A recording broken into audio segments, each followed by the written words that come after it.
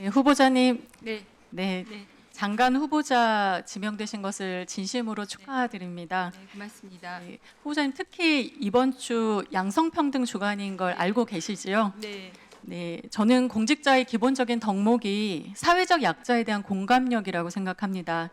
가장 낮은 곳에서 여성과 약자에 대한 차별과 혐오에 맞서서 싸워오신 우리 후보자께서 여성가족부 장관으로 지명되어 오늘 검증을 받는다는 것이 정말 큰 의미가 있는 것 같습니다. 맞습니다. 네, 그리고 후보자님께서도 알고 계시다시피 이재명 정부의 첫 여성가족부 장관의 역할이 정말 막중합니다. 네, 윤석열 정부 때 조직이 폐지될 뻔한 위기를 지금 빨리 극복을 해야 되고 네, 또 오랜 장관의 공백을 채워야 합니다. 네, 특히 젠더 폭력 대응, 성평등 확대, 그리고 성평등 가족부 개편 준비라는 중책까지 맡으셔야 될 것 같습니다. 네, 그런 의미에서 후보자님께서 변호사로서 정말 수십 년간 약자를 위해서 사회 공익을 위해서 폭넓은 활동을 해오신 그 경험이 여성가족부 장관을 수행하시기에 매우 적격이라고 저는 생각합니다. 후보자님, 지금까지 후보자님께서 우리나라의 성평등을 위해서 오랜 기간 활동을 해오셨는데요. 장관으로 임명되신다면 성평등을 위해서 어떤 정책을 펼치고 싶으신지 대표적인 정책 몇 가지 말씀 부탁드립니다. 저는 여성가족부가 오전에 말씀드렸던 바와 같이 성평등 정책의 총괄 조정 역할을 하기 위해서 여성가족부의 확대 개편이 매우 중요하다고 생각합니다. 앞서서 다른 위원님께서도 말씀해 주셨지만 여가부가 예산은 적지만 성인지 예산을 통해서 많은 정부 부처에 영향을 미칠 수 있다고 말씀하셨는데 제가 외부에서 봤던 여가부와 지금 3년간 폐지가 거론되고 있던 여가부는 타 부처에 대하여 목소리를 낼 수 있는 부서가 전혀 아닙니다.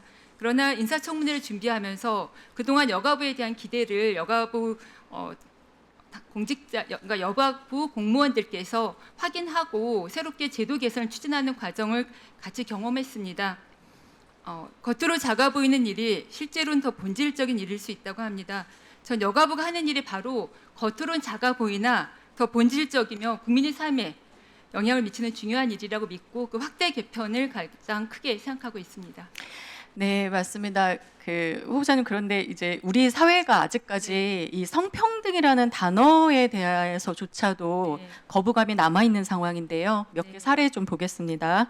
PPT 화면을 보시면 최근 진주시에서 진주 여성 민우회의 2025 모두를 위한 성평등 행사의 지원금을 갑자기 취소했습니다. 이 사건 혹시 알고 계실까요? 네, 저도 최근에 보고받았습니다.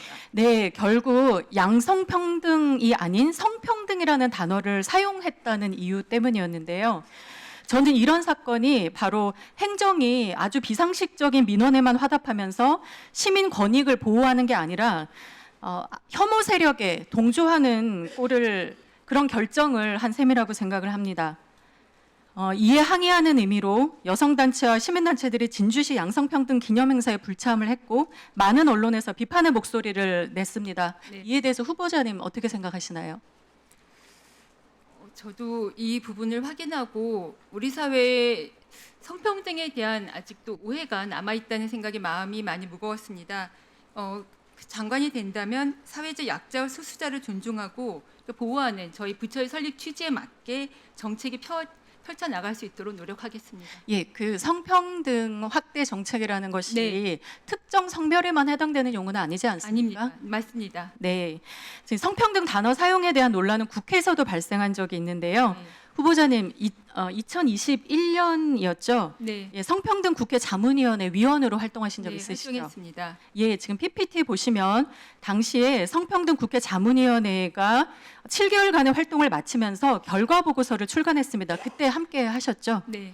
예, 이 결과 보고서를 기반으로 해서 김상희 당시 국회 부의장님과 심지어는 이제 국민의힘 의원을 포함한 101명의 여야 선배 의원님들께서 성평등 국회 실현을 위한 실천 결의안을 발의하셨어요. 네. 예, 그런데 이 결의안이 통과가 되지 못했습니다. 당시 여당이었던 국민의힘이 성평등이란 표현에 동성애 옹호 의미가 담겨 있다고 문제를 삼았기 때문인데요. 국회조차도 여전히 낡은 젠더 인식에 갇혀 있는 것을 보여주는 사례라고 생각을 합니다. 예, 국회 성평등 기준부터 국제적 수준으로 끌어올리자는 이 취지의 결의안이 성평등 단어 하나 때문에 논의조차 되지 못하고 폐기된 거 정말 너무나 안타까운 일이었습니다. 결의안에 초안이 되는 성평등 국회 자문위원회 활동 보고서를 함께 만든 우리 후보자님께서 이에 대해서 어떤 입장이신지 말씀 부탁드립니다. 네, 위원님의 안타까움과 저도 결을 같이 합니다. 당시 많은 전문가들이 김상희 부의장님 그리고 많은 여야 현역 의원님들과 전임 의원님들께서 다 오셔서 함께 성평등 국회를 위한 자문을 주셨고 그것을 정리한 것이 저 보고서였습니다. 그때 한참 저는 공군 이해람 중사님 사건 관련해서 민간군 합동의를 하면서 마지막에 결의안이 통과되기까지 끝까지 챙기지는 못했는데 오늘 주신 말씀처럼 이게 결국 성평등에 대한 단어에 대한 오해에서 이렇게 됐다는 것이 많이 아쉽고 여가 위원님들께서 이 부분에 대해서 더 오해 없이 이 의결안이 통과될 수 있도록 애써 주시면 감사하겠습니다. 예, 앞으로 그 성평등 가족부 확대 개편 이후에도 네, 네, 네, 네, 네, 고맙습니다. 네, 수고하셨습니다.